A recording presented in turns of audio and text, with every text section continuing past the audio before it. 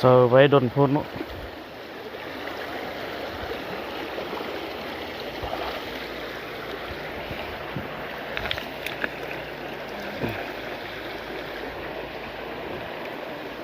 อันนี้คือกันโอ้ทุกคนนี่มันเนาะทุกคนมันแล้วหนึ่งตัว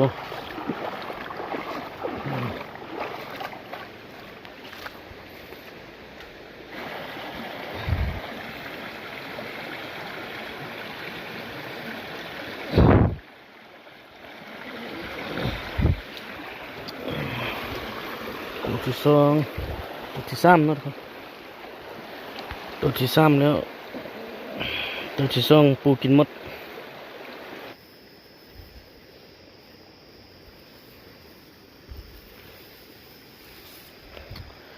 ปากกังอีกแล้ว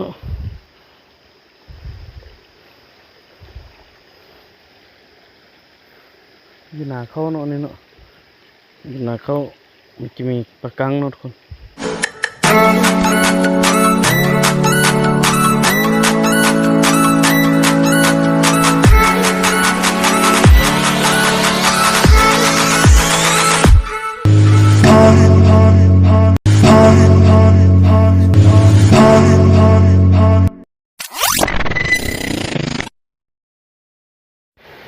สวัสดีทุกคนวันนี้มาพบกับน้อยอีกเช่นเก่าเช่นเคยเนาะวันนี้น้อยจะพาทุกคนมายามเบ็ดทุกคนซาเบ็ดไว้แต่เมื่อวานเนาะวันนี้พาทุกคนมายามมาลุ้นเบิ่งนำกันเนาะว่าการซาเบ็ดวันนี้จะมาหรือบ่เนาะมาลุ้นแล้วมาติดตามพร้อมๆกันเนาะทุกคน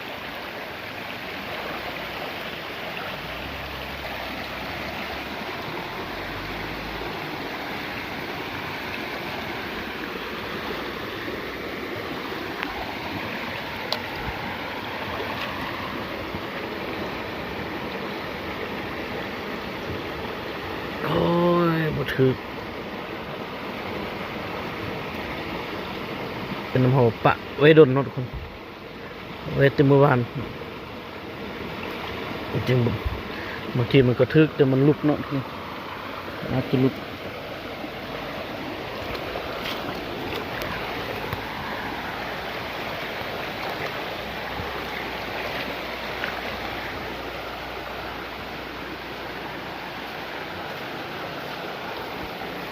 พยายามเบิ่งดังต่อไปเนาะเบิ่งลังต่อไปทึกหรือบ่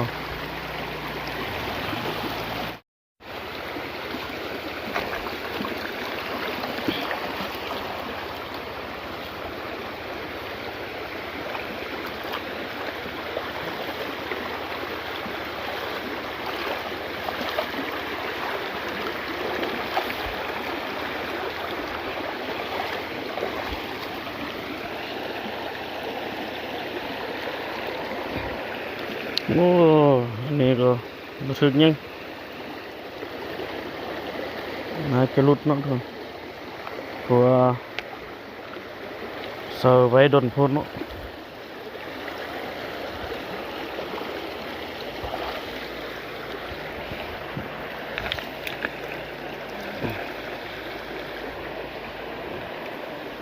อันนี้คือกันโอ้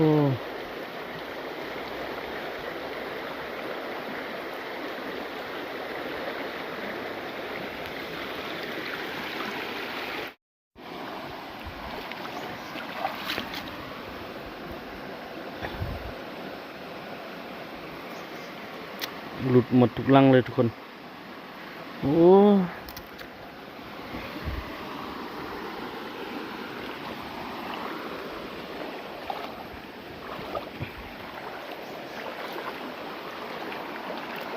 เซอร์ไว้ประมาณ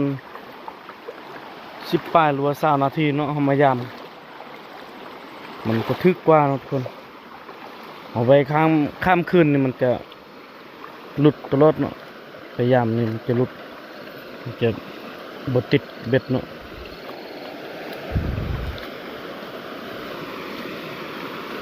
โ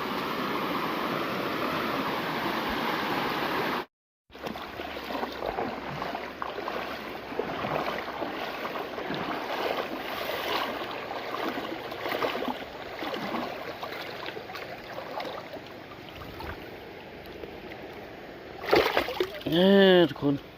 อย่างนี้มันทุกคน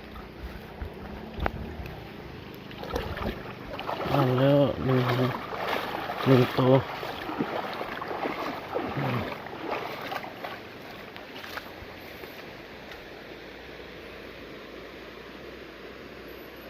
ปากกังนะทุกคน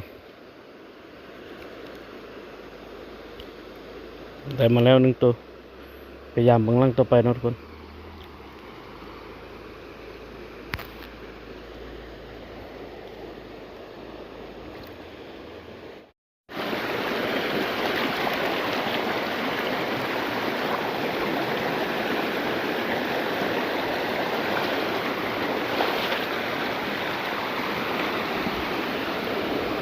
โอ้เด็ดยังขึ้นมาอยู่ถึง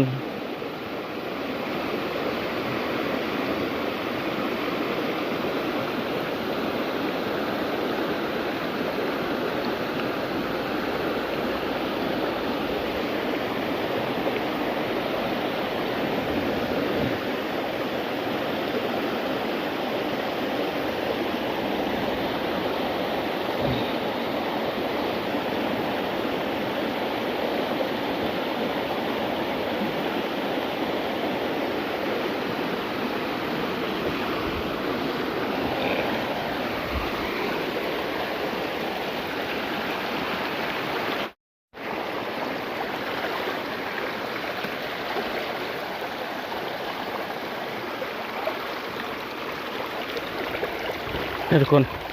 เราเซอร์เมื่อวานนี้อาจจะเซอร์อยู่เนอร์พุ่นเนาะแต่เดี๋ยวนี้มันดึงสายออกมานอกดึงสายออกมานอกโอ้ยบถึกยังเลยเซอร์อยู่เนอร์แต่ดึงสายออกมานอกน่าจะเป็นปูเนาะทุกคนเนาะปูมากินแบบนี้เนาะ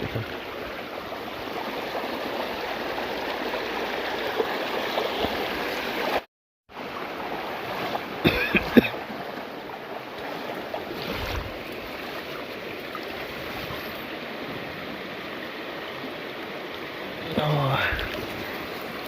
ขายังว่า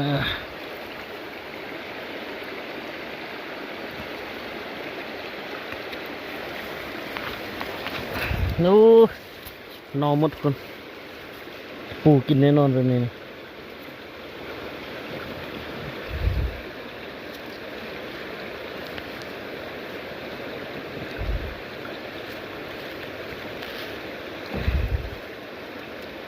ถ้าเป็นแบบนี้เนี่ยเป็นผลงานของปูแน่นอนปูมันจะกินหมดแบบนี้เนาะโอ้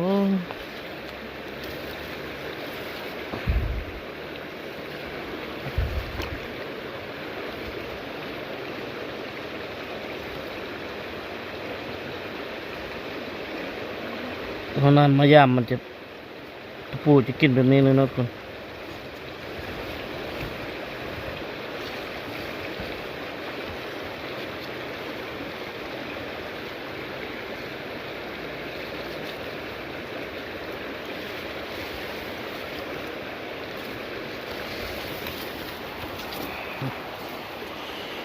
กินหมดเลยโอ้วันนี้ผลงานของปูตัวปูกินจะเป็นแบบนี้แล้วเนาะทุกคนเนาะมันจะกินหมดเลยทั้งห้างทั้งไส้เนี่ยมันจะพัดกินหมดเนาะทุกคนมันจะกินจนหมดตัวเลยเนาะถ้าตัวมันเปื่อยมันจะกินหมดเลยเนาะพยายามบึงเรื่องต่อไปเนาะทุกคนเนาะก็ตัวนี้เขาจะทิ้งเนาะเขาจะบอกกลับบ้านเนาะ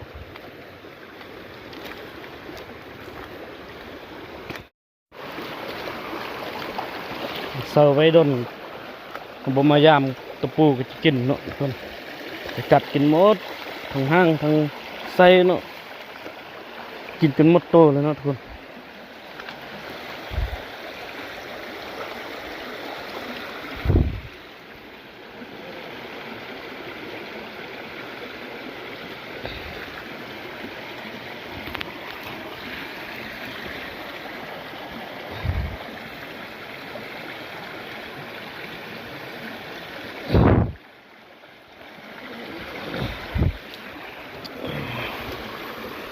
สอง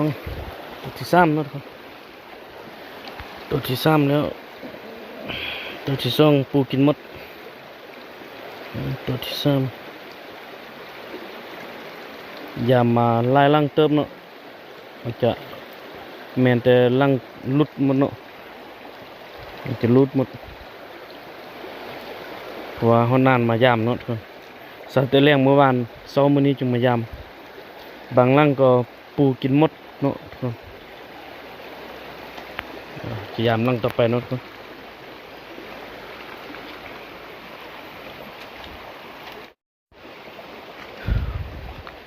บ่ได้มาโดนแล้วเนาะทุกคนเทื่อนี้เขาก็มาทดลองเบิ่งเนาะว่าสิมานหรือบ่เนาะบ่ได้มาโดนเติบ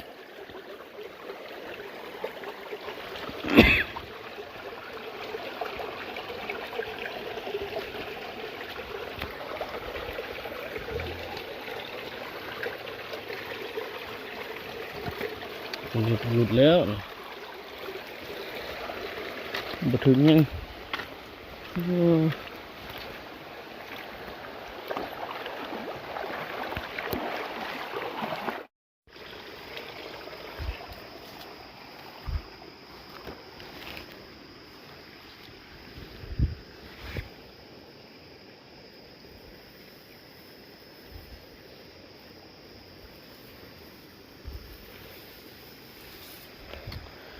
ปากกังอีกแล้ว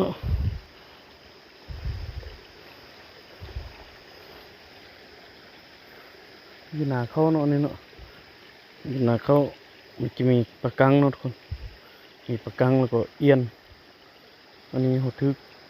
ปากกังก่อนเนาะมาลุ้นเบิ่งเรื่องต่อไปเนาะทึกเอียนหรือทึกปากกังเนาะทุกคนโอ้ยทุกคนตัวยังวะโอ้ยถากทุกคนถากขึ้นตีนแล้ว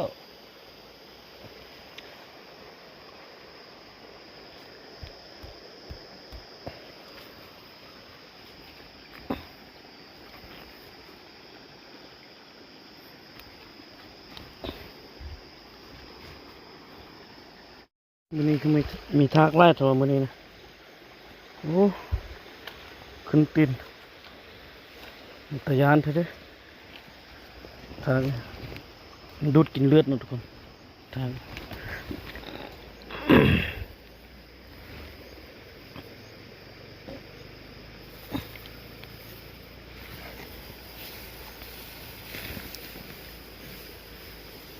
โอ้ดึงเหงื่อไปกินรูดนะทุกคน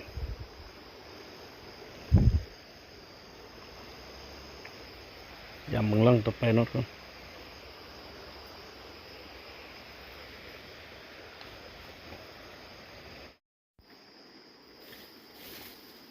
ปากกางอีกแล้วทุกคนปากกางอีกแล้ว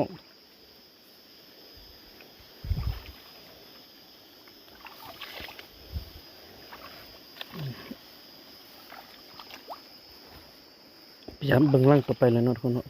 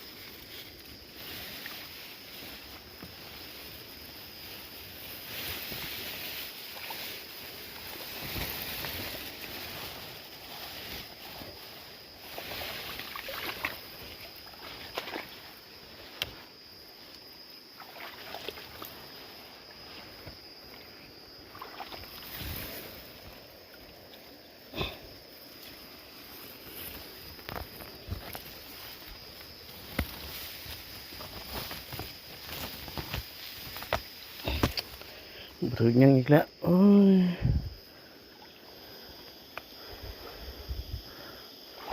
ลังต่อไปทุกคนลุ้นน้ำกันอีกลังต่อไป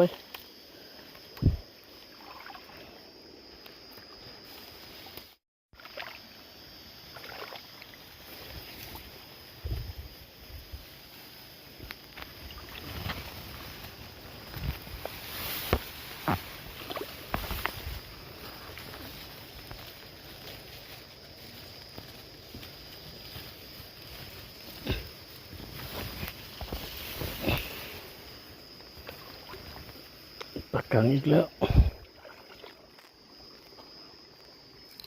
มันปากกังถือว่ามันนี่นะ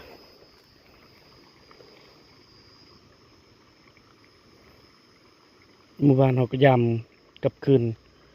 ก็ได้ประมาณ4-5 ตัวเนาะทุกคนเนาะมันนี่ก็มายำมือที่ซ่องเลยถึกอีกเนาะปากกังถือว่ามันพอสมควรมือนี้นะพยายามเบิ่งลังต่อไปเลยเนาะทุกคน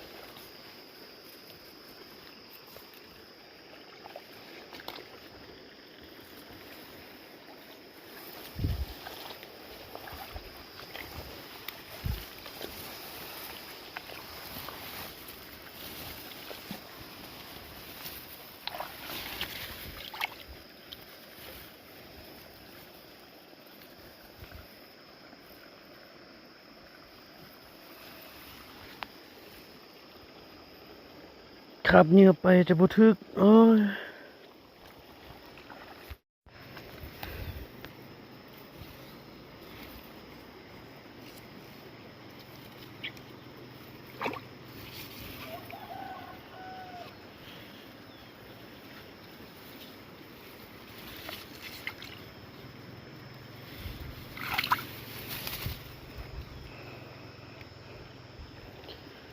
แต่ปากกังอีกแล้วทุกคน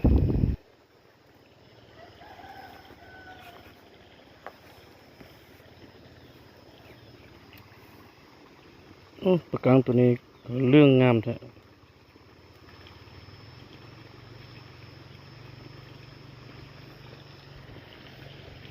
ยามเบิ่งลังต่อไปเนาะทุกคนถือว่ามันแล้วเนาะลังนี้ถือว่ามันแล้ว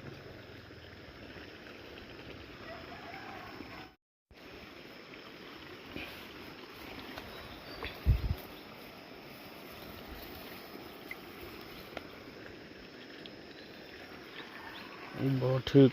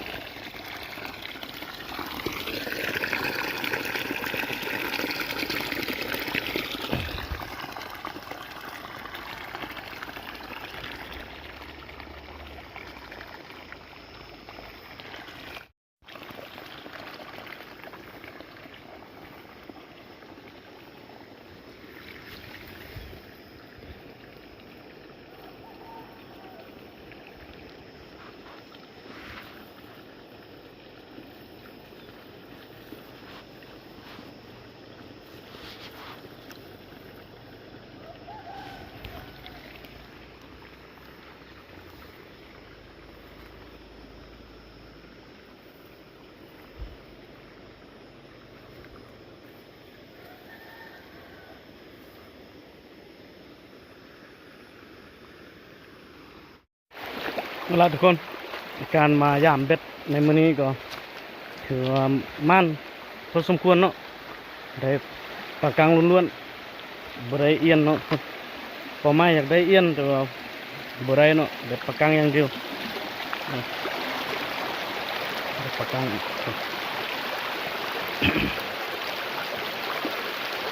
เอามาตื่มตัวเมื่อวานเนาะเมื่อวานก็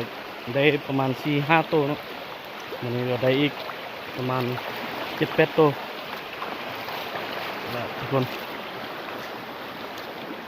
อย่าลืมกดไลค์กดแชร์เนาะถ้ามักคลิปนี้เนาะอย่าลืมกดไลค์กดแชร์แล้วก็อย่าลืมกดติดตามเพื่อจะพลาดคลิปใหม่ๆเนาะเบิ่งคลิปมาน้อยจะพาไปหากินทางด้านนั้นติดตามรับชมพร้อมๆกันในคลิปต่อไปเด้อทุกคนบ๊ายบาย